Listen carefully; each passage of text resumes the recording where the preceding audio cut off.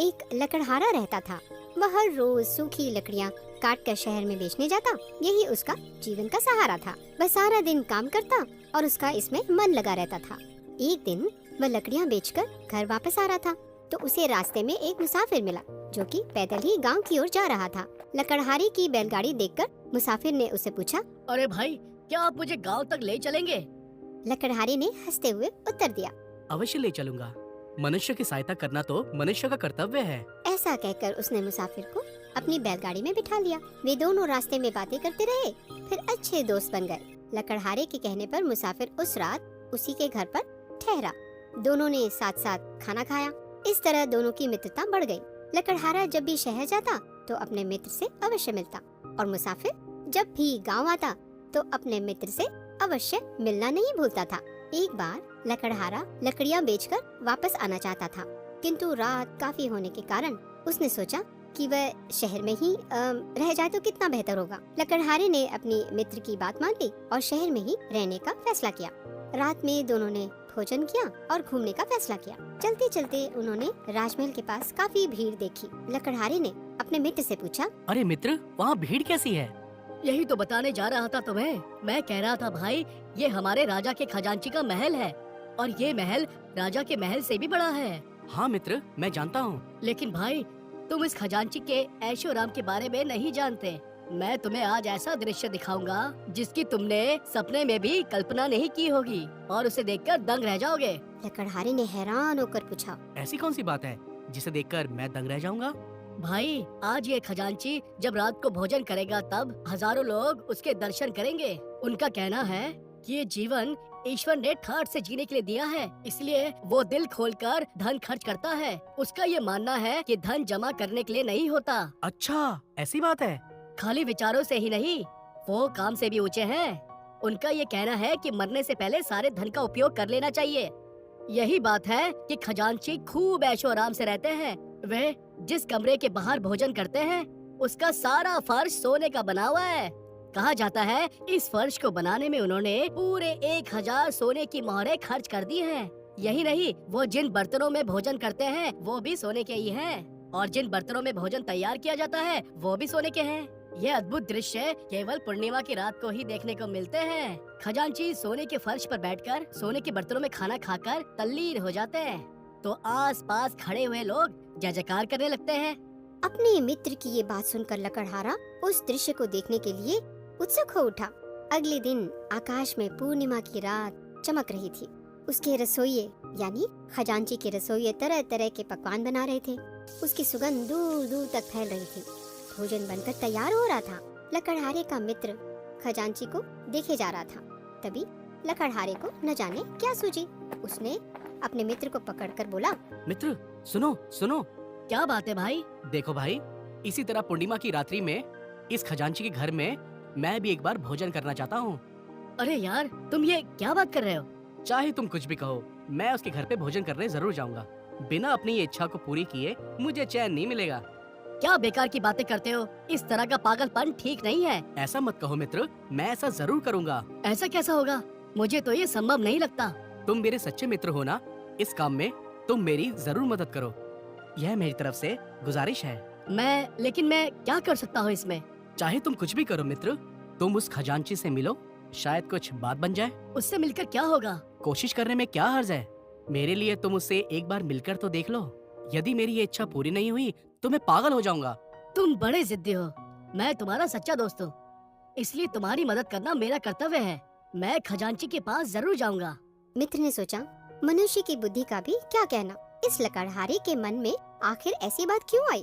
कहीं इसका बुरा समय तो नहीं आ रहा? क्या खजांची इसकी इच्छा पूरी करेगा? उसने सोचा, चलो मैं खजांची के सेवक से मिलकर देखता हूँ, कुछ हो सकता है या नहीं। खजांची के एक सेवक ने कहा, मित्रों, थोड़ी देर में हमारे राजा के खजांची महोदय भोजन करेंगे। सभी लोग खजांची की ओर देखने लगे। लकड़हारा फिर ख्यालों में खो गया। वह कल्पना करने लगा, वह सुंदर वस्त्रों में सजा धजा उस फर्श पर बैठा है। आकाश में पूर्णिमा की चांद मुस्कुरा रही है। उसकी किरणें फर्श से टकराकर आँखों को चौंधिया रही हैं।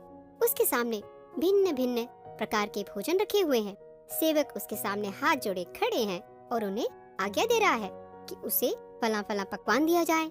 वह बर्तन उठा लिया जाए, वगैरह वगैरह। उसकी इस कल्पना इससे भी आगे निकल गई। तभी मित्र को एक ख्याल आया कि खजांची के रसोई में उसका एक दोस्त है जो सेवक का काम करता है, उससे बात करूं तो शायद कुछ काम बन जाए। लकड़हारे का मित्र रसोई में सेवक से जा मिला। रसोई में सेवक ने उसे पूछा, कहो मित्र, कैसे हो? आज यहाँ आने का कष्ट कैसे किया? क्या कोई जरूरी काम है? क्या बताओ भाई, एक बहुत बड़ी समस्या आन पड़ी है। बड़ी आशा से तुम्हारे पास आया हूँ। मैं तुम्हारी क्या सेवा कर सकता हूँ? यदि मैं तुम्हारे किसी काम आ सकूँ तो मुझे बहुत खुशी होगी। मुझे राजा के खजांची से मिलना है। कहते हुए उसने लकड़हारे की इच्छा के बारे में रसोइये को सब कुछ बता दिया। तुम्हारा काम बनेगा या नहीं ये तो मैं नहीं कह सकता, हाँ, लेकिन तुम्हें अपने स्वामी से जरूर मिला सकता हूँ। ठीक है दोस्त, तुम अपने स्वामी के पास हमें ले चलो, शायद बात बन जाए। कोशिश करने में क्या हर्ज है? अच्छी बात है, चलो। इतना कहकर वो सेवक रसोइया मित्र को राजा के खजांची के पास ले गया। खजांची ने जब दोनों को देखा, वे बोले, कहो क्या बात है? ये आदमी कौन है? क्या कोई खास बात है? ये मेरे दोस्त है मालिक, आपके पास किसी जरूरी काम के लिए आए हैं। जरूरी काम? कैसा जरूरी काम? महाराज, मेरे इस मित्र को एक विचित्र सनक सवार हो गई है। लगता है इसका दिमाग कुछ फिर गया है। क्या बात है? साफ साफ बताओ। महाराज, छोटा मुंह और बड़ी बात, यदि आप कहने की आज्ञा दे तो कुछ बोलूं? डरो मत, जो भी कहना है कहो। महाराज, ये एक गरीब लकड़हारा है। इसकी इच्छा है कि आपके ही समान किसी पूर्णिमा की रात्रि में आपके ही घर में आपके ही समान भोजन करना चाहता है। हाथ जोड़ते हुए लकड़हारे के मित्र ने कहा। इतना सुनते ही खजांची गुस्सा हो उठा। वह बोला, मुझे तो लगता है ये सचमुच पागल है। इसने पहले अपनी हैसियत देखी है। इसे पाने के लिए लंबे समय तक कठोर परिश्रम करना पड़ता है। यह सब आसानी से नहीं मिलता। क्या तुम समझते हो कि ये सब धन संपत्ति मुझे ऐसे ही मिल गई है? इसे पाने के लिए मैंने जो भी मेहनत की उसे मैं ही जानता हूँ। क्या ये ऐसी मेहनत कर सकेगा? लकड़हारे ने यह बात सुनकर खजांची से कहा, महाराज, कहिए मुझे क्या करना होगा? यदि तुम्हारी यही इच्छा है तो तुम्हें इसके लिए 3 वर्षों तक मेरे खेत में काम करना होगा। बोलो, तुम्हें स्वीकार है? हाँ महाराज, मुझे स्वीकार है। बस मुझे एक बार आपके जैसा भोजन मिल जाए, उसके लिए मैं कुछ भी करने को तैयार हूँ। खजांची के पाँव छूकर लकड़हारा बोला। लकड़हारे के शब्दों को सुनकर खजांची को कुछ भी कहना न आया। वह आश्चर्य से सोच में डूब गया।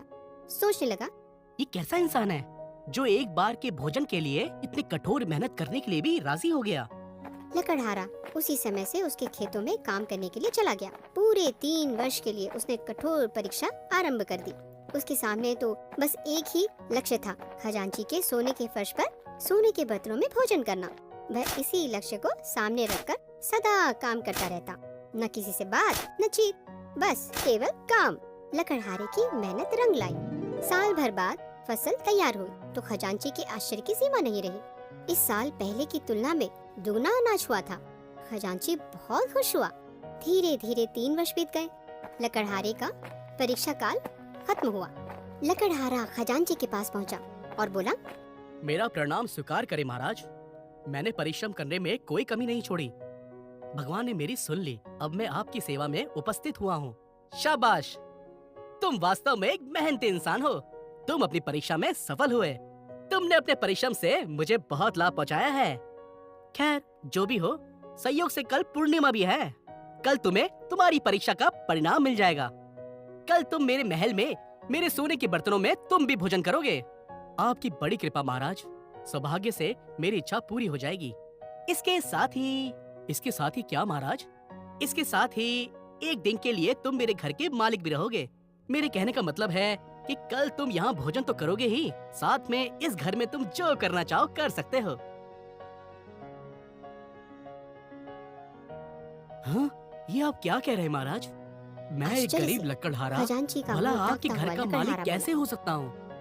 यह तुम्हारे परिश्रम का परिणाम है लकड़हारा। कल सुबह ही पूरे एक दिन और एक रात के लिए तुम इस महल के स्वामी हो। नहीं नहीं महाराज, ऐसा मत करिए। मैं इस योग्य कहाँ? मुझे आप शर्मिंदा कर रहे हैं। मुझसे ये ना होगा। लेकिन खुशी खुशी लकड़हारे ने खजांची की बात मान ली और चाबियां ले ली। दूसरे दिन सुबह लकड़हारा उठा। आज वह राजा का खजांची था। उसने राजसी कपड़े पहने और रथ में बैठकर घूमने निकला। रात हुई। पूर्णिमा का चंद्रमा आकाश में मुस्कुराने लगा। रसोइये उसके लिए अनेक प्रकार के पकवान तैयार कर रहे थे, भोजन बना रहे थे, थालियों में सजा रहे थे। जब लकड़हारे ने खाना शुरू किया उसका भोजन प्रारंभ करने से पहले ही वहाँ एक बौद्ध भिक्षु आ पहुँचा। भिक्षु भूखा था। उसके सामने भोजन के थाल सजे देख उसकी भूख और भी बढ़ गई। वह बोला, महाराज बहुत भूखा हूँ, भोजन दे दो महाराज। इन शब्दों को सुनते ही लकड़हारे का भोजन की ओर बढ़ता हाथ रुक गया। उसने भिक्षु की ओर देखा, उसने सारा भोजन भिक्षु को दे दिया और खुद पानी पीकर रह गया। भिक्षु भोजन करने लगा। उधर राजा और उसका खजांची भेष बदलकर उसी महल में छुपकर देख रहे थे कि लकड़हारा क्या कर रहा है। दोनों ने यह देखा कि लकड़हारे ने अपना सारा भोजन भिक्षु को दे दिया है, तो दोनों को आश्चर्य हुआ कि इस तरह उसकी इच्छा थी कि पूर्णिमा की रात को वह खुद भोजन करेगा, लेकिन अपना खाना उसने भिक्षु को दे दिया है। उन्होंने लकड़हारे से जाकर पूछा, भाई तुमने 3 साल इतनी मेहनत करी है सिर्फ इसलिए कि तुम पूर्णिमा की रात को सोने की थाल में खाना खा सको, लेकिन इस वक्त तुमने अपना सारा खाना भिक्षु को दे दिया। क्यों? ऐसा तुमने क्यों किया? महाराज, अतिथि को देवता माना गया है। अतिथि देवो भव। इसलिए जब भिक्षु मेरे पास आया और उसने खाना मांगा, मैंने अपना सारा भोजन इसीलिए उसको दे दिया। इसके बाद महाराज ने लकड़हारे की ईमानदारी और उदारता से प्रसन्न होकर लकड़हारे को खजांची बना दिया। लकड़हारे ने कहा, महाराज, आपने मुझे इतना बड़ा पद दिया, इसके लिए मैं आपका किन शब्दों से आभार प्रकट करूं? मैं बहुत खुश हूं महाराज। ये सब ठीक है, हमने तुम्हें खजांची इसलिए बनाया है कि हमें पूरा विश्वास है कि तुम पूरी ईमानदारी से इस पद पर काम करोगे। मुझे आशीर्वाद दीजिए महाराज, मैं अपनी पूरी योग्यता से आपकी सेवा कर सकूं। इस तरह गरीब लकड़हारा अपनी विचित्र इच्छा से खजांची बन गया और उसके सारे दुख दूर हो गए। वह इतना गरीब था, लेकिन अब उसके पास इतना पैसा था कि वह खुशी से अपना जीवन व्यतीत कर सकता था।